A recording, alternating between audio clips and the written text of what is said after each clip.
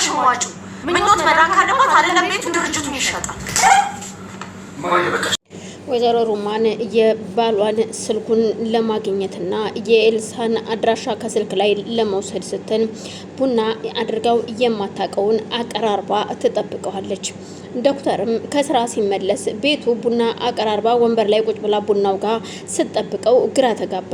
ዛሬ ምን ተገኘ ሲላት ያው ጧት ይቅርታ ስለተጠያየቅን ደስ ስላለኝና ያው በዚህ ቡና እያፈላን እንድንጨዋወት ብዬ ነው ትለዋለች። ከሆነ ጥሩ ነው ደስ ይላል በማለት ባይዋጥለትም ዶክተሩም እሺ ብሎ ካጠገቧ ሶፋ ላይ ቁጭ ይላል። እሷ ግን ቡና መርዛ ለመስጠትና ከዛ ለተወሰነ ጊዜ ራሱን ሲስትላት ስልኩን በማውጣት ከስልኩ ላይ የኤልሳ የደወለችበትን ቁጥር ለማውጣት ትሞክራለች። እሱን ለማድረግ ግዴታ ቡና ጠጥቶሱ ራሱን ስቶ መውደቅ እንዳለበት ስታስብ ዶክተሩም ቡና ጠጣ ሲባል እሺ ዛሬ ባለቤቴን ቡና አግኝቼ እንዴት እምቢ እላለሁ? የእውነቴን ነው ምልሽ ሩማን፣ ምን አለበት ሁልጊዜ እንደዚህ ሰላም ብንሆን እኮ ልጃችን እንኳን ከቤት ወጣ አትሄድም ነበረ። እናም እባክሽ ሰላም እንፍጠር። አይ ኤልሳንማ አውርታታል አይደል በስልክ እኔ እኮ ሰምቻለሁ ስትለው ይኸውልሽ አንድ ነገር ልንገርሽ ስለ ኤልሳ እውነት ደህንነት የምትፈልጊ ከሆነ ሰላም ፍጠሪ በማለት ያግባባታል። እሷም ከዚህ በኋላ እውነቴን ነው አዎ ልጄንም አስቀይሜያታለሁ አንተንም እንዳስቀየምኩ ያው ይቅርታ ስላደረክልኝ ነው ወይስ ይቅርታ አላረክልኝም ስትለው ይቅርታ እንዳደረገላትና በቃ ከዚህ በኋላ ምንም ነገር እንደማይፈጠር ይነግራታል። እሷም ደስ ያላት መስላ ፈገግ እያለች በጥርሷ እሺ ትለውና ቡናውን ቀርታ መድኃኒቱን ጨምራበት ስለነበር እናም ዶክተር ቡናውን ተቀብሎ ይጠጣል። ጠጥቶ ቡናውን እንደጨረሰ ስኒውን ከሰጣት በኋላ ሞቀኝ ምንድነው ነገሩ ዛሬ በማለት እሷም ሰረቅ እያለች እያየችው ታጎንብሳይና አንገቷን ደፍታ ትስቅበታለች።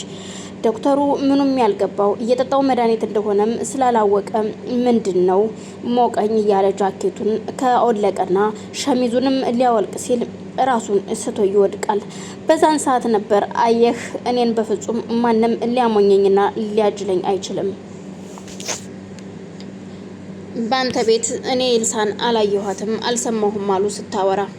አሁን እናቴ እንዲህ በቀላሉ መገላገል እያለ ካንተ ጋር ምንም ቧከረዩ አስገጠመኝ በማለት ትርቷን እየተረከች ኪስ ውስጥ ትገባና ስልኩን ትከፍትና ከዛም ስልክ ቁጥሩን ታወጣና በዋትስአፕ ትልክለታለች። የምትልክለት በዛን መሀል እሷም እየፈለገችውን ለማድረግ ስልኩን ከላከች በኋላ ወዳውኑ ስልክ ደውላ ይሄ ሲም ካርድ በማን እንደወጣና ከማን ጋር እንደተወራ አረጋግጠ ንገረኝ ትለዋለች። የራሱ ሰው ስለነበረ የራሷ ሰው ስለሆነ እሺ በማለት ስልኩን ከዘጋች በኋላ የዶክተሩንም ስልክ ሳይነቃባት ቶሎ ወደ ኪሱ ትመልስለታለች።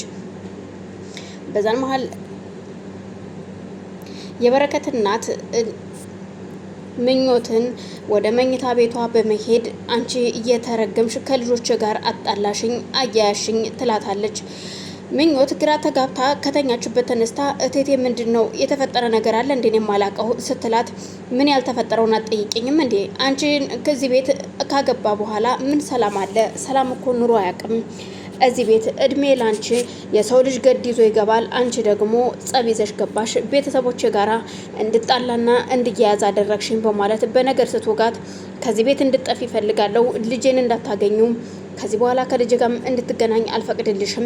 ይሄው ልጆቼ ሜዳ ላይ ሊወድቁ ነው አንቺን ለማሳከም ሲሉ ይሄው ቤቱን ሊሸጡት ነው በማለት ስትናገራት ግራ የተጋባችው ምኞት አልገባኝም እኔ ምንም የማውቀው ነገር የለም እቴቴ ቆይ ምንድነው እየተካሄደ ያለው? ብታቂስን ያውቃለው ልትይ ነው ወይ? ይኸው በረከትና ዙፋኔ ልጄ ሁለቱም አንቺ ተታከሚያለሽ ተብሎ ቤቱን ሊሸጡት ነው። ከዛ ቤቱ ከተሸጠ በኋላ ደግሞ ልጆች ምንም ማረፊያ መጠጊያ አይኖራቸውም ጎዳና ይወድቃሉ። ከዛ ድርጅቱም ይሸጣል ተብሏል። ስለዚህ ላንቺ መታከሚያ ሲባል ልጆች ጎዳና ላይ ከዛም በደና ጊዜ ባለቤቴ ያቆመውን ንብረቴ ላንቺ ተብሎ ሊሸጥ ነው በማለት ስትናገራት በረከትም ከዚህ በኋላ ምንም ነገር እንዳትናገሪ ብሏ ስለነበር እናቱን ስለዚህ ልጆቹ እንደወጡ እሷ ከዛ ቤት ለማስወጣት ነበር ያሰበችው። እንዳሰበችው ባይሆንም ምኞት በድንጋጤ ራሷን ስታወርቃለች። በዛን ሰዓት ደነግጥና እቴቴም አበባክሽ ተነሽ ብላ ለበረከት ከደወለች በረከትም ስልክ ስለማይመልስ ዝም ይላታል። በዛን መሀል ለዙፋን ስደውልላት ዙፋንን በተደጋጋሚ ተደውሎባት ስለነበረ ይህን ስልክ ማንሳት ይኖርብኛል በማለት ነበር ስልኩን ያነሳችሁ። ስልኩን እንዳነሳችሁ ምንድነው ስትል እባካችሁ ድረሱልኝ፣ ምኞት ራሷን ስታወድቃለች፣ ምን እንደሆነች አላቅም በማለት እሷ በፎጣ እያስተካከለች ውሃ እያስነካች ጭንቅላቷ ላይ ውሃ አድርጋ ትጠብቃታቸዋለች። በዛን መሀል ዙፋንም እየሮጠች እንደገባች ምኞት ምንድነው የሆንሽው? ምን አርገሻል ነው ማየ ስትላት፣ እንዴት ምን አርገሻል ነው ትኛለሽ? እኔ ምን እንደሆነች እኔ ምን አውቃለሁ? ድንገት ቁርስ ይዤ ስመጣ ነው ራሷን ስታገኘኋትኝ በማለት ነገሮችን ስታቃምር፣ ዙፋንም በፍጹም አይሆንም በማለት በረከትም ዙፋን ዞር በይማ በማለት ምኞት ምንድነው የተፈጠረው ቢላትም ምኞት ራሷ አሳልፋትዬን ላለመስጠት ቴቴን አይ አሁን ደህና ነኝ ዝም ብዬ ነው በቃ ያው እንደተለመደው ነው በማለት ስትመልስለት በፍጹም እንደዛ አይደለም ሁለተኛ እኔ ጥዬሽ አልሄድም በማለት ቃል ይገባላታል። ዙፋን ቴቴን እማዬ እፈልግሻለሁ እኔ ወደ መኝታ ቤት በማለት ትሄዳለች። መኝታ ቤት ከገባች በኋላ ዙፋን እናቷን ቆይ ምንድነው ያደረግሻት? ምን አርገሻት ነው?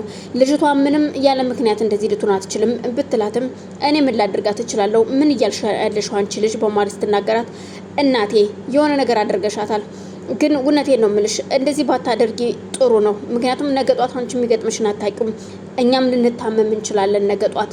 በዛን ሰዓት ግን እግዜር እየሰጣት በሽታ እንጂ እሷ ወዳ ፈቅዳ እያመጣችው በሽታ እንዳልሆነ ይግባሽ በማለት ትናገራታለች።